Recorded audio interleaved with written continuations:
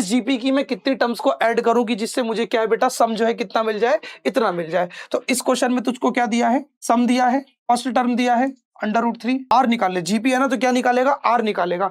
अब आर तेरा कैसे निकलेगा, A2 अपॉन में A1 यानी कि 3/√3। एक चीज हमेशा याद रखना, अंडर रूट वाला number is always on numerator यानी कि ऊपर की तरफ रहेगा। तो अगर मान लो ऐसी सिचुएशन बन जाती है कि आपका जो अंडर रूट वाला नंबर है वो डिनोमिनेटर में आ जाता है, तो क्या करेंगे, कुछ नहीं करना, एक सिंपल सी प्रोसेस करनी है जिसको हम लोग बोलते हैं रैशनलाइजेशन। कैसे होती है रैशनलाइजेशन, तो देखो यहां पर √3 है, तो यहां पर भी √3 से यहां पर भी मल्टीप्लाई किया, यहां पर भी मल्टीप्लाई किया, दोनों बात बराबर।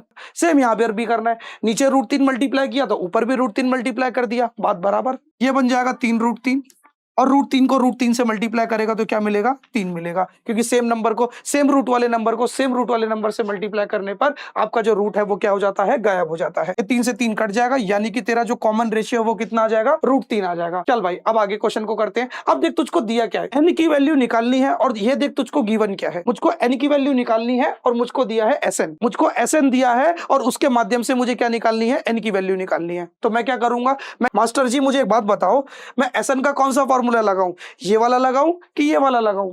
एक बात याद रखना मेरे दोस्त, आपको फॉर्मूला अकॉर्डिंग टू आर की वैल्यू लगाना है। अगर आपकी आर की वैल्यू 1 से छोटी है तो ये फॉर्मूला 1 पहले आ जाएगा, अगर आर की वैल्यू 1 से बड़ी है, आर बड़ा है तो आर पहले आ जाएगा। इधर देख √3 जो है ना, ये जो √3 है, ये √3 जो है लगभग 1.73 ऐसे कुछ इसकी वैल्यू होती है, ठीक है, आपको याद रखनी पड़ेगी। तो मतलब कि क्या है, इस केस में आपकी जो आर की वैल्यू वो क्या है, 1 से बड़ी है।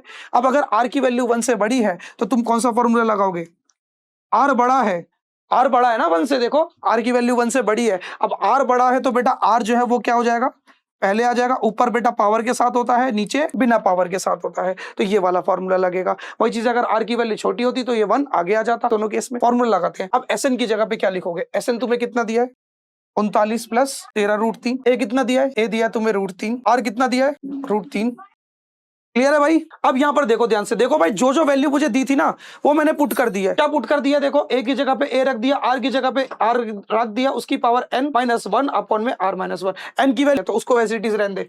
अब चलो भाई यहाँ पर सॉल्व करते हैं। 39 की पावर 39 प्लस √3, देख ना ये पूरा डिवाइड में इक्वल टू के उधर जाएगा तो मल्टीप्लाई में। क्यों ऐसा कर रहा हूं, देख भाई तुझे n की वैल्यू निकालनी है, तो n की वैल्यू निकालने के लिए तुझे क्या करना पड़ेगा, n को अकेला करना पड़ेगा, तो वही चीज मैं करने की कोशिश कर रहा हूँ। ठीक, डिवाइड में इक्वल टू के उधर गया तो मल्टीप्लाई में इज इक्वल टू। अब इसको सॉल्व करते हैं। 39 की मल्टीप्लाई √3 से करेगा तो क्या मिलेगा, 39 की पावर √3, फिर 39 की मल्टीप्लाई -1 से करेगा तो -39।